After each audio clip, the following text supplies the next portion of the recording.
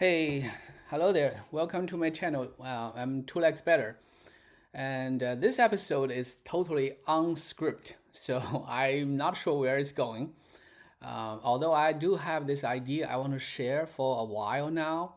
So today I feel like, I don't have a perfect plan. I just go ahead and do it. Um, but today I will be talking about do you want to be a good person in this world? Do you want to be successful and how you reconcile that and all the thinking I have been doing and along with the learning and my life experience along the way.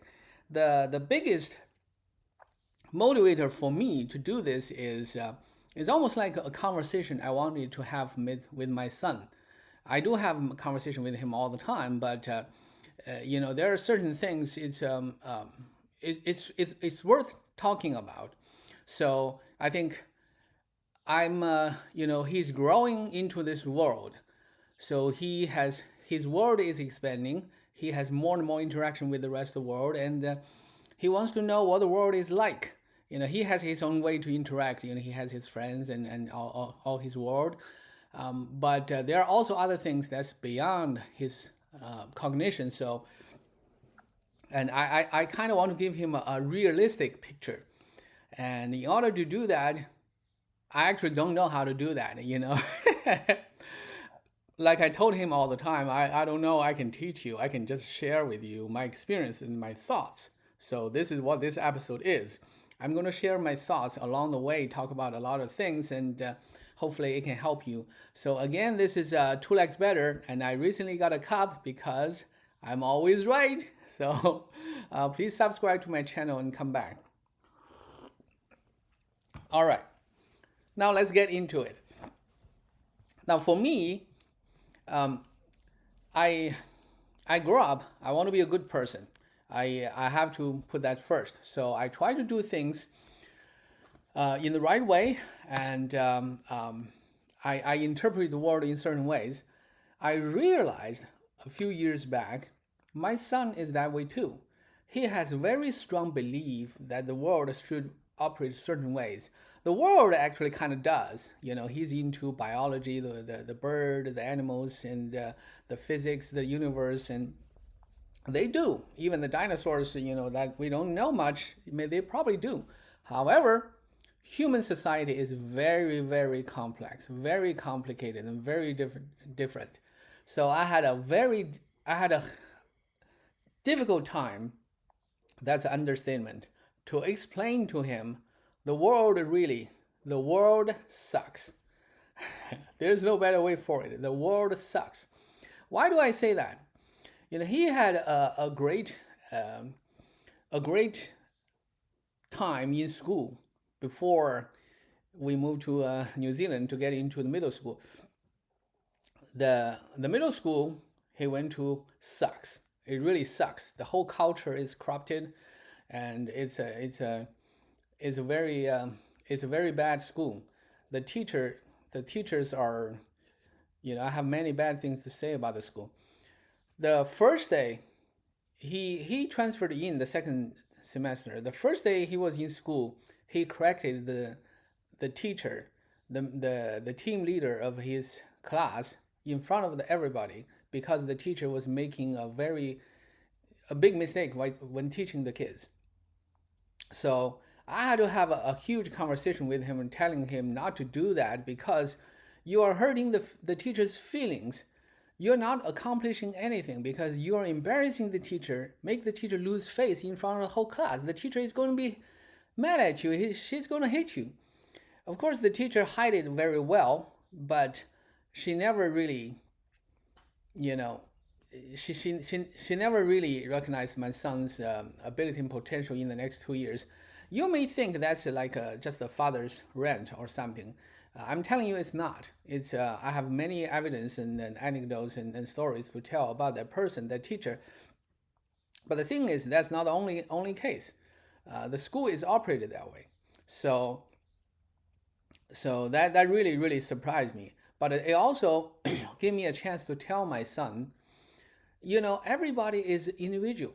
In his mind, in my son's mind, if you are a teacher, you got to be right. And if you're wrong, you need to admit you are right, you are wrong, and then you can learn more, you can improve. And my son doesn't really care too much about the social ethique, the saying hello and goodbyes, things like that, and the small talks for that matter.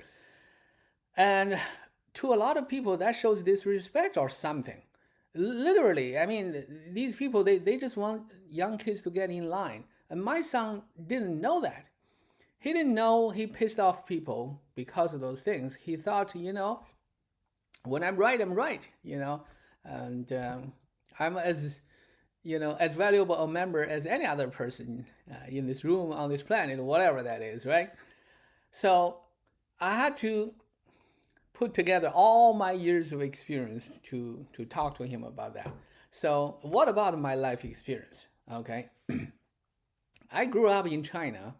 I went to school there, and then I went to America to study for my PhD at the Ohio State University. And I was as naive, if not more, than my son. I mean, even today, I would say I'm still more naive than he was. Regardless of what I say today, I'm a naive person in many ways. So there are many things there. For one is that, when I get to America, get to United States, all I knew was I need to study hard, and I try to come up with new ideas, and I'm going to be fine. That was my thought, and that's not how the reality works. You need to do a lot of things. You need to understand the politics. Politics is not my strong suit. Although I study training, learning, and negotiation, that's the essence of politics. So I hope I learned something over the years, though. So I still, my talk would be valuable to you if you have a chance to listen to this.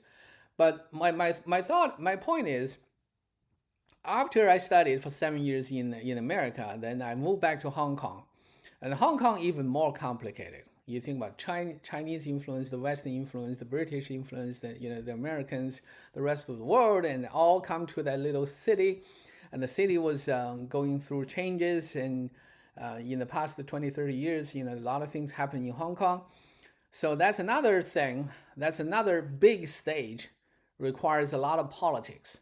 And I admit I was kind of confused in that stage as well. But I don't want to just say, let's just say I made some bad judgment, bad decisions in my life. But I also made some good ones, and sometimes you got lucky with someone. So overall, I'm not complaining about my life. I guess I'm complaining, but I'm not regretting. I'm not saying, yeah, I wish I can go back and change things. That's not how it works. I'm not a person who dwelling on regret. However, I do hope I learned something through that experience that I can embark on other people, particularly my son. But who knows whether he would listen to me or not. Well, he listened, but we don't know whether he will really listen. But I think these are good thoughts that I want to put it out there for people to think. The one thing that I noticed the most is that we talk about being good, right? You think about little kids. You should never lie. You should never lie to your parents. You should never lie to the authorities. You should never lie in your life. That's probably the biggest lie in life. Everybody lies. Just watch Dr. House, right? Don't tell your little ones that. You only create conflict. You create inner struggle for that person. Lying has its advantages in many parts. I want to show you a book. Talk about that. This is a book called the leadership bullshit. The leadership bullshit is written by Professor Professor Pfeffer, Jeffrey Pfeffer, from Stanford. And the leader in this book, the leadership bullshit, I'll show you later, I guess. Just remember the leadership bullshit. I'll write it down though. I'll write it down here. So the book title is Leadership Bullshit.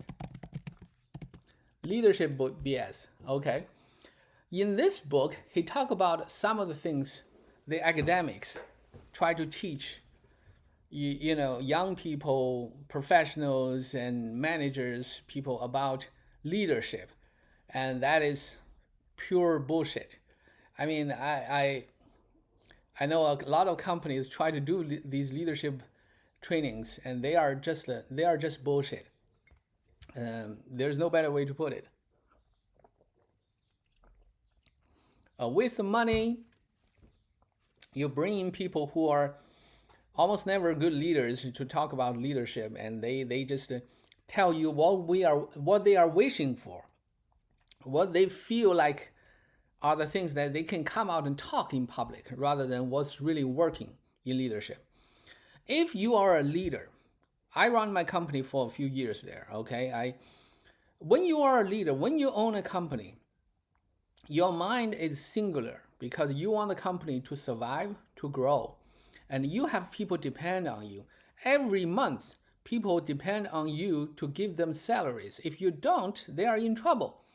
And in order to give out salaries to these people, your company needs to do well to survive, to make money.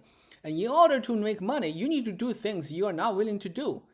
You need to get up early, you need to go to work, you need to say things that you may not think is true. You have to do that. That's your first concern. I'm not saying you should lie through your teeth, okay? But I'm saying there are a lot of things involved here you have to do. You can't have a moral high ground to say, oh, you got to be moral, you got to be, you can't lie, things like that. If you do that, I'm not sure. In the leadership, I teach leadership for many years, actually, in many universities, many classes. In the leadership area, in the academics mostly, they talk about the most recent thing is something called, they have moral leadership already. And the recent thing is talk about authentic leadership. So basically, you want to be an authentic leader. And yet, at the same time, they try to condemn those leaders who are like assholes. By assholes, I mean they just let their emotion shows, and they just trash people when they are not doing well, and they treat people like garbage. And if you want to talk about authenticity, that's their authentic self, right? Then that's authentic leadership. And the thing is, they try to say you maintain a good self and still be an authentic leader. That's just not going to work. And you think about it. If you are a leader, you hate someone, but that person is critical to the survival of your company. Would you do business with that person? You have to, right? It's your moral obligation to do that. Actually, it's not just about who you are, whether your authenticity or anything like that. It's just that's your job. You have to do that. So, in the leadership realm, there are lots of things like that, and the problem is a lot of these things are taken for granted, and people try to teach the kids for that or something like that. And another thing is the movies, the Hollywood things. I don't know how many of you know the movie the Scent of a Woman. That's a scent of woman or a woman, I forgot.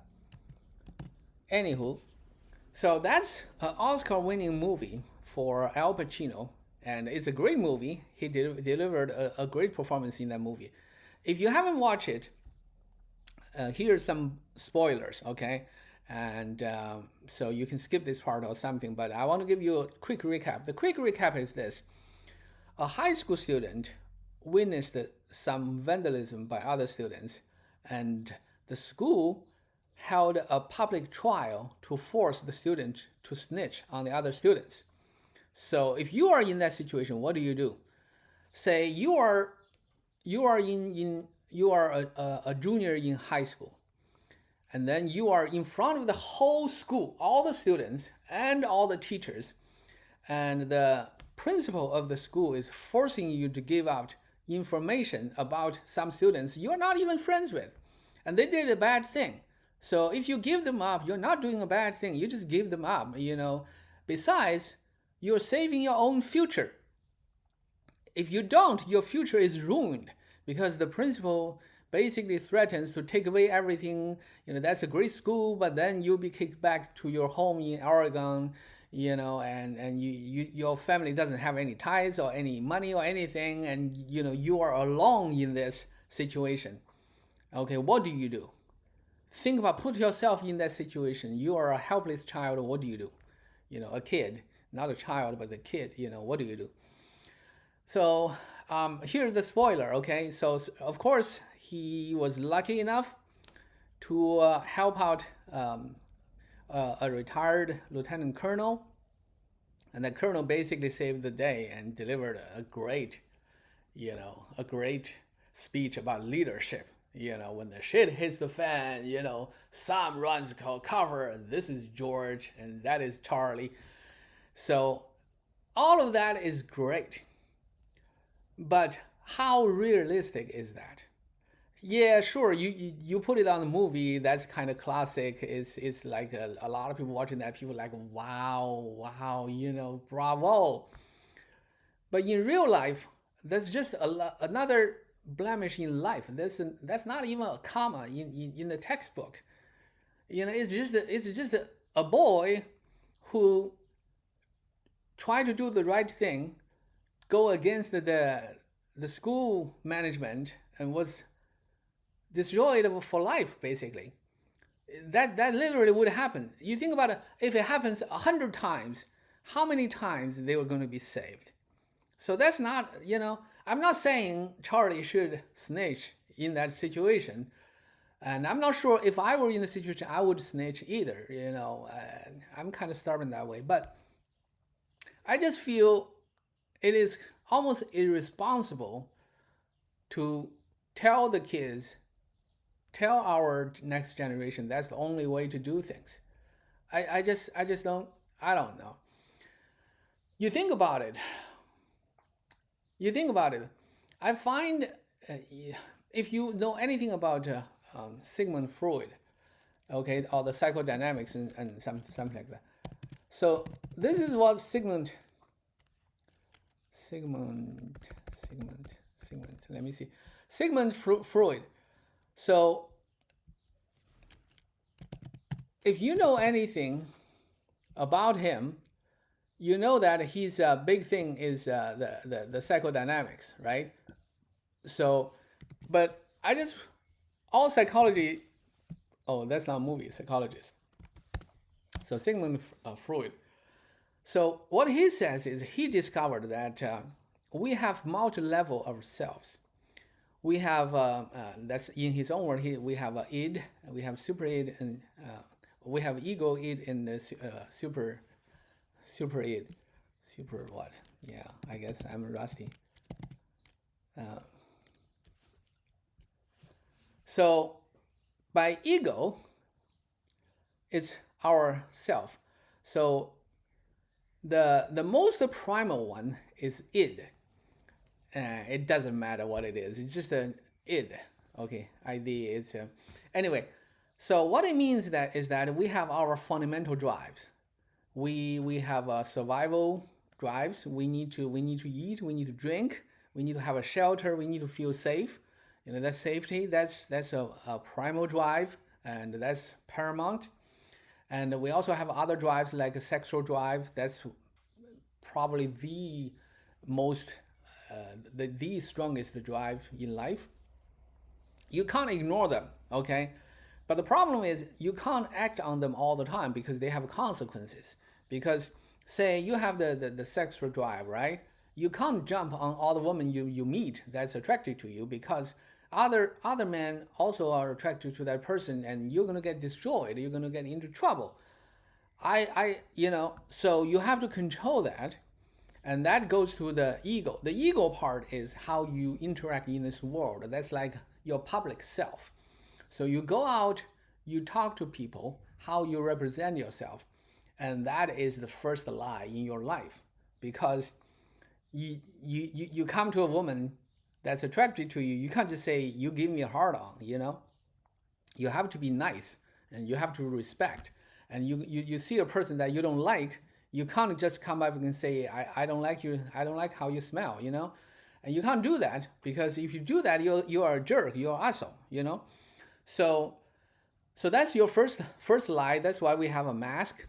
And well, I would say that's also necessary for the society to run. So, and of course, that's ego is still selfish. You can still be selfish. You still understand what's your private, what's your own, and what's acceptable, what's unacceptable. So that's basically a controlled id, or controlled primitive self. Basically, it's basically, if you are, say, you are a crocodile, you see something you like, you see food, right? You want to bite it, you want to eat it, right? But there is a bigger line out there. You're gonna do it. Is it because you're smart? Is it because you're a good crocodile? No, it's just you're smart. You're smart crocodile, right? That's life. So that's that. And Freud also talk about the superego. The superego are the superhuman, the people who are enlightened. They have a higher level of aspiration. They seek for justice for the world. World peace, all these things. So somehow, to some extent, everybody should be striving for that. I don't know, man. I don't know. Maybe we should, and I just don't know.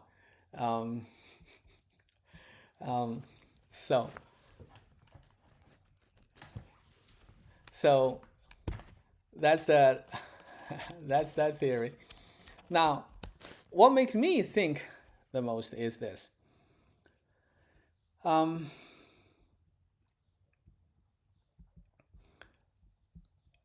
You think about, I teach negotiation, okay? Oh, by the way, let me show you the picture again. Oh yeah, that's the leadership bullshit, the book I was talking to you about. So that's by Stanford professor Jeffrey. And I want to show you another book. Another book is by it's called Getting to Yes. It's by Roger Fisher and William Worry, and recently by revised. They added Bruce Patton, and it was first published in 1981. So you think about that. You think about the negotiation world. Okay, the negotiation world. Let's say negotiation, getting to yes. This is considered the Bible of negotiation. In the past, negotiation, I can talk for hours. I can talk for days on the topic of negotiation, because I was hooked on the topic for years, for decades, and I just love talking about that. But basically, negotiation is back and forth. It's how people reconcile and how people solve their differences. You think about it, 200 years ago, let's say 3,000 years ago. 3,000 years ago, how we solve differences, basically by power, by force. So if I want a woman in your tribe, I'm going to gather my men to go there to defeat it, kill your man, take your woman, and grab that bride of mine, right? So of course not all the time, but that's a very common way for conflict, especially when one is really powerful. If you think your tribe is huge and you are powerful, you're going to try to invade. You want to expand your empire, your Alexander the Great, or or Genghis Khan. That's what you do because you think you are powerful. That's power. So power is the first thing in negotiation. But then we have a World War I, World War II, then we have nuclear power. Nuclear power is overwhelming and at the same time super destructive, is self-destructive. Now people are. It's like you basically have something hanging on everybody's head. So in the past, if I have an army, I can destroy your army, and I can still preserve my own. Now I can't. If I drop nuclear bombs on you, you're going to drop that on me, and then we are all, the whole thing, the whole planet is destroyed. So somehow, power is under control a lot. I mean, a lot of people, after the Cold War, during the Cold War, they get super, super scared. You think about the Cuban Missile Crisis and things like that, and it's real fear. It's primal fear. It's like we are not worrying about winning or losing anymore. We are worrying about our own existence. It could be our or extinction. Whatever you want to call it. Now that's the time that I'll grow this book, the Getting to Yes. This is a great book. If you haven't read it, I recommend you to read it. However, I want to warn you, don't believe everything that's said in this book. Why? Because this is not how the world works. Because in this book, you will see that the authors try to argue that don't be a hard ass in life. The hard ass in life in negotiation is people come out and be strong. I want this, give it to me. If you don't, I'm going to beat you to death. I'm going to hurt you. I'm going to punish you. I'm going to take away my funding to you, or all these shit. Does it sound any familiar to anybody? That's the first thing the book talk about. The book talk about saying, don't do that. Don't do that. That's not the best way. And what is the best way? Let's do win-win. Let's do integrative negotiation. Let's reconcile our differences, find out a common ground, invent new options, and then benefit all of us. Not just you, not just me, all of us. That's integrative, that's win-win. I mean, it's great in concept. It might even work in real life. Well, but the thing is this. Let's say you have 100 people in life, and 50 of them read the book, Getting to Yes, and try to act accordingly. That's basically the moral way of doing negotiation. It's don't try to bully your way into a success. Try to communicate and try to invent options and try to get a win-win. And there's another 50 people, they didn't read the book and they don't give a shit about the book, even if they read, they just want to win.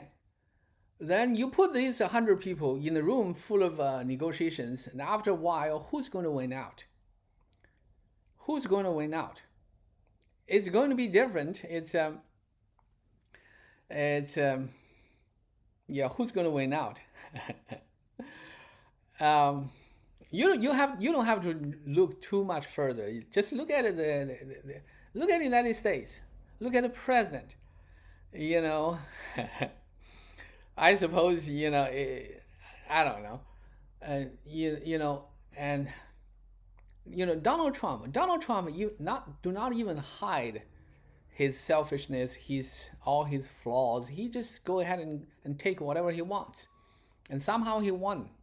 He won so many things in his life, not because he was nice, not because he was getting to yes. And you read his book, he wrote a book. Well, if you believe he wrote that book, he had a book on negotiation as well. So, but now he's like probably the most accomplished person on this planet. Did he do that by getting to yes, or by getting to not to yes? Or maybe getting to yes, but not in this way. So that really bothered me a lot. Not just because I don't, yeah. I have to admit I'm not a big fan of Donald Trump. But that's not the thing. I think personal bias, personal feelings aside, I don't think he's qualified for the job. But that's just my opinion. But what really surprised me was he was elected the second term.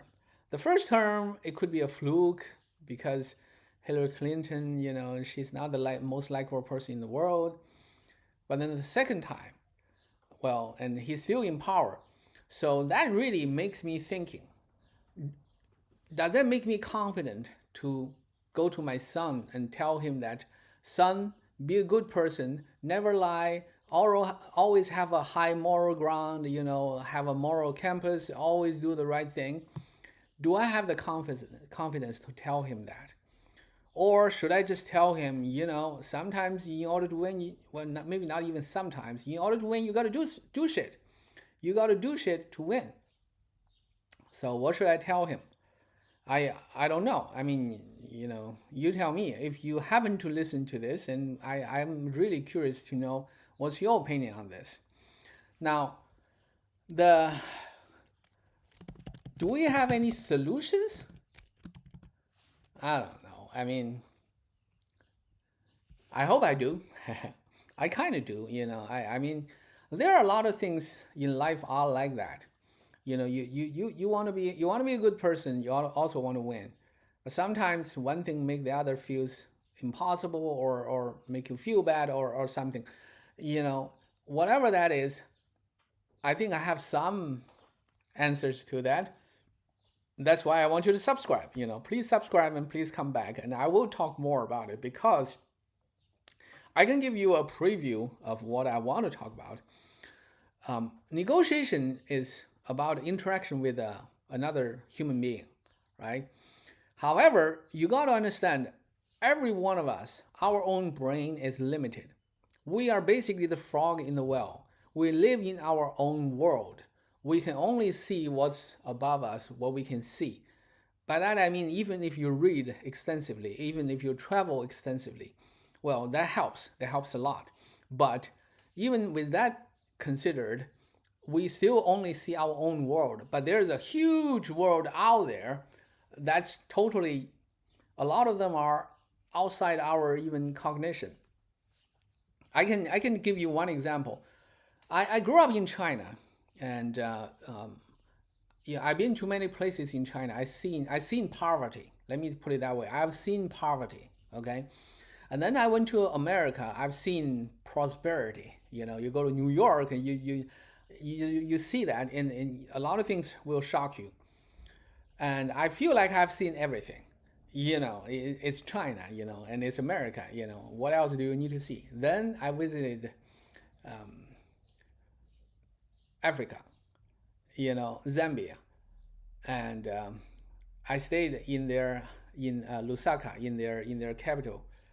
You can't believe the things you see. You really can't. It's like it's the level of poverty there is astonishing. It's a capital of a country, of a whole country, and literally, the tallest building is a few stories. I think it's 6 stories, building a hotel, actually managed by a Chinese. I don't know how. I don't know why. But that's the rumor, so I didn't check the facts. And the front desk is a very nice black guy. And it's Africa, They are all black there, most of them. Anywho, I'm just pointing out. I'm not saying no implications to that. And he's a very lovely guy. I had good conversation with him, and he was very curious with me as well. He's like, "Oh, where are you from? Oh, Hong Kong. Oh, what about China?" And I said, I grew up in China, so we had a good conversations. And he literally and sincerely asked me one question. He said, "Do you have many buildings like this in China?" In China, I mean, to him, that's a real question. He wasn't joking. He wasn't laughing. He was really asking that, because that's all he saw. I mean, this is the tallest building he has ever seen, basically. So he's like wondering, wow, what's China like? China, is it a third world? Is it developed? Is it really as good as people say, or still very bad? He just couldn't wrap his head around that. I didn't know what to say.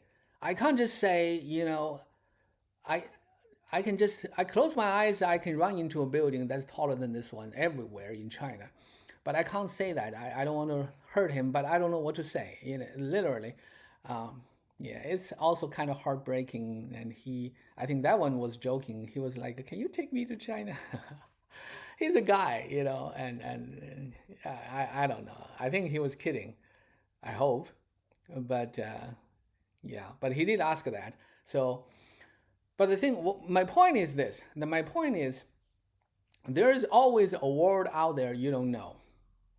I don't know. Nobody knows. So if you just, but in negotiation, you have to interact with that world. So you use what you know, your world, to interact with that world. It's kind of dangerous. The good news is this. The good news is the we have done a lot of research over the years, and we have known a lot about negotiation and brain and how our thoughts works and cognition and emotions and behavior and stuff. We can have a way to kind of solve that, well, not solve it, but make it better. I can give you a metaphor of this. Is you It helps if you treat yourself as a brain. Don't think of yourself as a person. Don't think about it as what you like. Treat it as your brain, because that's literally what it is. But the beauty of brain is the brain has the capacity to understand itself. It's philosophical, right? It's so if you look at it that way, you want to say, okay, what does the brain want? So let's say you want to make a decision. You want to buy a house. I use that a lot. You want to buy a house. What does your brain want?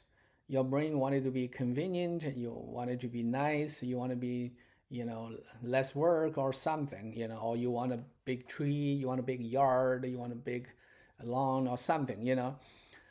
So the brain wants what the brain wants, but the brain is also a device that has levels, layers, and conditions. It depends on your physical condition, your body condition. When you are hungry, you feel one way. When you are satisfied, you feel a different way.